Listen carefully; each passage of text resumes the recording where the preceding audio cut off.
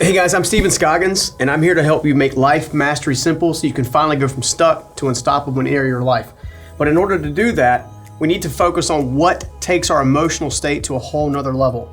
When you look at your emotional state, the first thing that you're going to realize very quickly is that emotional states are nothing more than emotions themselves or emotions felt. So an emotion, for example, happiness, sadness, joy, passion, right? These types of emotion either propel us or steal from us on a regular basis.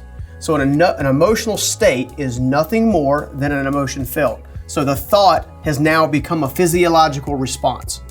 Now, the first thing you need to understand in order to elevate your emotional state is to actually take the time to understand how they're created in the first place.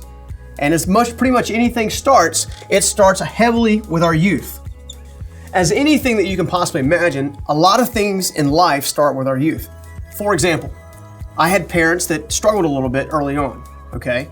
So I had surrogate parents in some ways. I had my grandmother who raised me a little bit, then I had Steve Myrick, then I had Susan Bass. I had all these different mentors that became like surrogate parents to me. The reason that's important is because each one of those semblances gave me a specific style of which I was shaped. Because a lot of times we are shaped or modeled, our behavior, our emotional well-being, how we see our emotions and the emotional responses we have is often a duplicate or a replication of where we learned it from in the first place. So if you grew up in a house where your mother or father unfortunately struggled with victim thinking or shameful, in other words, they constantly felt a sense of shame or sense of guilt, then unknowingly there's a good chance that you probably struggle with some of those same instances, some of which may come across as like anxiety, fear, depression. Those things can come from those areas, unfortunately, by osmosis. It's kind of like having a sponge and you put it in the water and you let go of the sponge and it soaks the water up. Well, if you pick the sponge up and you put it back in another dish and you squeeze the sponge, the same thing that came out of the first bowl is going to come out the second bowl. Your youth is a lot like that. You were a sponge, right? That's the best time to actually train a specific behavior system is when you're youth. So we want to take a hard look at how your youth played a role in shaping either your positive emotional states or your negative emotional states, all right? The next area we're going to look at, number 2, is going to be your overall imagination. Your imagination has more to do with what you believe you could achieve, what you believe is possible. And if you grew up in a difficult household like I did early on, where there's not a lot of opportunity, not a lot of shaping, then your emotional state, your emotional well-being is probably going to have a sense of lack or a sense of lack of possibility. Why? Because your influences on this side are kind of coming from that area, right? As we're trying to look at how these things are shaped, it's important to understand these key areas.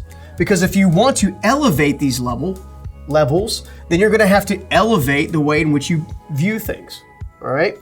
The third thing, and I'm not going to spend a lot of time on this because we've done entire whiteboard lessons on influences alone, but other influences that also played a role in how you see yourself or how you see yourself in situations. A situation, let's put that here on this fictitious whiteboard while I'm facing you guys, okay, is directly correlated to your emotional attitude or the emotional response that you feel when a semblance like this happens. For example, people who struggle with, we'll use PTSD as an example. People who struggle with PTSD, their emotional response is directly tied to a previous traumatic experience, okay? That's what I'm getting at with these influence categories. How can we find, remove, and replace bad experiences with much more stable and passionate ones, okay? The next thing we're gonna do is we're gonna look hardcore, number 4, at the experiences. What have you experienced to date? How did that experience shape how you basically look at the world? What lens you use? Your experiences, for example, when I was homeless and living in a car, it was very difficult for me to ever possibly believe that I would ever have the ability to actually own companies, let alone one company, let alone multiple, or lead people. It was the furthest thing from my mind. Instead, my emotional state was so focused on just trying to survive that I was stuck in survival mode for almost 5 years.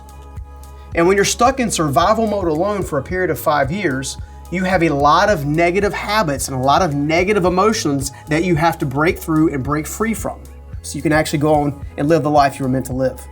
All right? So we want to make sure that we take the time to digest the experiences we've been through.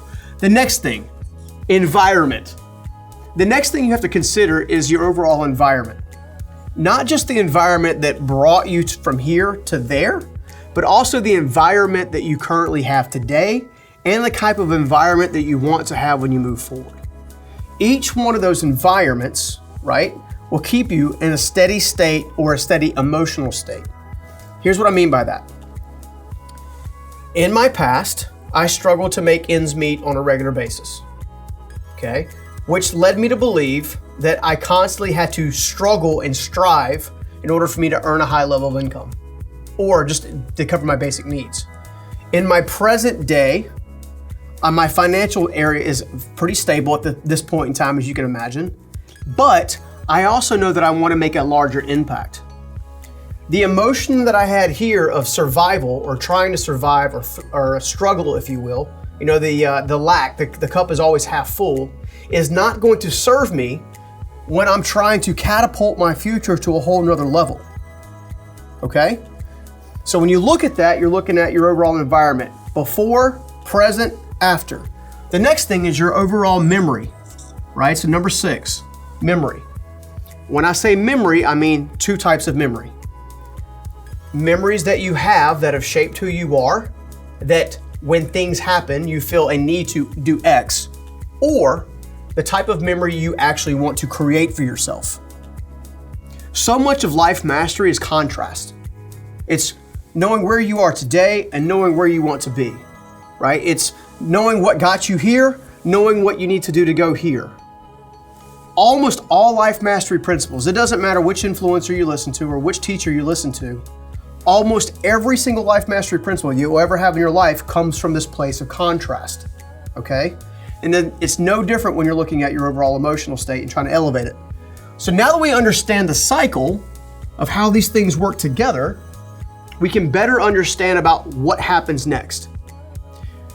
The one thing that you need to do differently if you want to elevate your emotional state is this. Don't operate from subconscious. Do operate from conscious action. And here's what I mean. The negative emotions you feel sends you to the attitudes that you have, which makes you take a subconscious reaction, which gives you a negative result. Okay? Anytime you operate from your subconscious, again, you're using the skill set that you learn from the other end of the contrast spectrum.